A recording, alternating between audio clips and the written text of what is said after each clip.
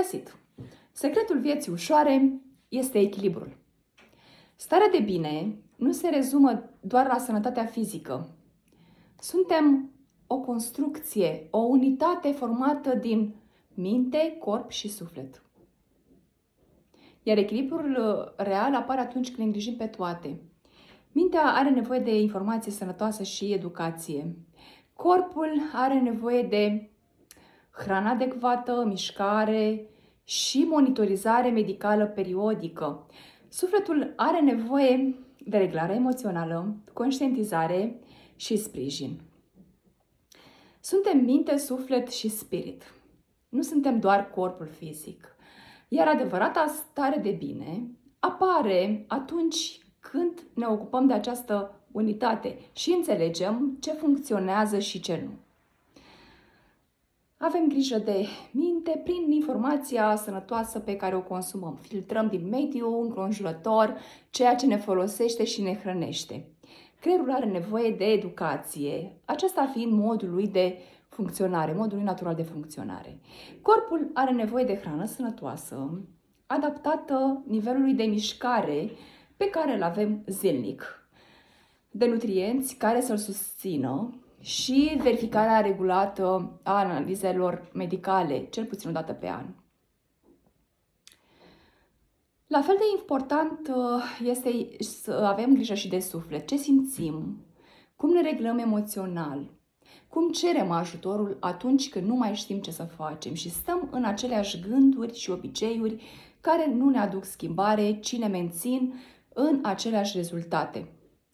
Prin analiza personală te ajut să identifici tiparele care te mențin în aceleași rezultate și să adopți un stil de viață sănătos cu accent pe starea de bine emoțională. Viața devine mai ușoară atunci când știm cine suntem cu adevărat, nu doar corp, minte, și conștiință și energie. Când mintea este hrănită cu informație vie, cu adevăr și acceptare, echilibrul apare natural.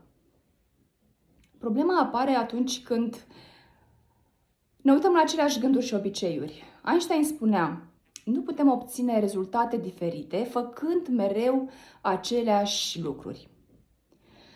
De zona emoțională mă ocup eu. Te pot ghida să vezi unde ești acum și cum poți construi echilibru și bunăstare în viața ta. Scrie-mi dacă simți că este nevoia unei schimbări.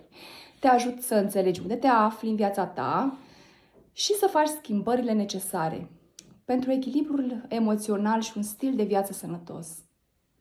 Te pot ajuta pentru analiza personală să vezi unde ești acum pe harta vieții tale și pentru a te ghida înspre adoptarea unui stil de viață sănătos, bunăstare mentală și emoțională. Trăim într-o societate care repară doar ce se vede vizibil. Așteptăm să vină criza, boala, explozia, epuizarea, abia atunci intervenim. Dar ce-ar fi dacă am face invers? Ce-ar fi dacă fiecare om ar avea dreptul să se înțeleagă pe sine înainte să se piardă? Să știe unde se află, de ce îi se întâmplă ce îi se întâmplă, ce duce din trecut și ce repetă fără să știe. Psihoterapia nu este un lux, nu este pentru cei slabi, este o formă de igienă emoțională. Poate te întrebi, nu e prea scump? Este mai scump burnout-ul netratat, depresia, violența, dependența, concediile medicale regulate. Prevenția este întotdeauna mai bună decât reparația. Ce câștigă societatea? Oameni mai conștienți, relații mai puțin destructive, decizii mai responsabile, mai puțină suferință transmisă generațional. Avem soluții pentru probleme și schimbarea este la un clic distanță. Apelează cu încredere. Mulțumesc!